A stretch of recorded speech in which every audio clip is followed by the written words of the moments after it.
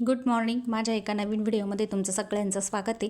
तर आज महालक्ष्मींचा दुसरा दिवस होता. तर मग सकाळी लवकर उठून फ्रेश वगैरे होऊन आज मी साडीसुद्धा वेअर केली होती. तर मग लगेच पूजा वगैरे करून घेतली त्यांची आणि त्याच्यानंतर चहा नाश्त्याची तयारी केली इकडे. तर चहा बनवला होता मी आणि नाश्त्यामध्ये ना लाडू, करंजी, शंकरपाळी, अनारसे आणि चकली असं बनवलेलं होतं. हे सगळं आईने बनवून ठेवलेलं होतं आधीच, कारण आम्हाला यायला ऑलरेडी खूपच लेट होऊन गेलं होतं.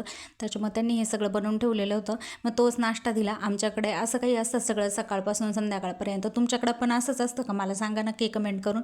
आणि त्यानंतर मग घरातली बाहेरची थोडीशी कामं, कपडे वगैरे हे सगळं आवरून घेतलं, कारण त्यानंतर पुरणाचा स्वयंपाकसुद्धा बनवायचा होता नंतर. आणि मग अशी बाहेरची कामं केली. मग छतावर थोडंसं एन्जॉय केलं मोकळ्या हवेमध्ये. मुलांनाही खूप मज्जा वाटत होती गावाकडं आल्यामुळं. तर मग असं एन्जॉय केलं आणि नंतर खाली आलो. हे साऊला घेऊन बाहेर गेले मग नंतर फिरण्यासाठी. आणि मग आम्ही स्वयंपाकाला लागलो. चला बाय.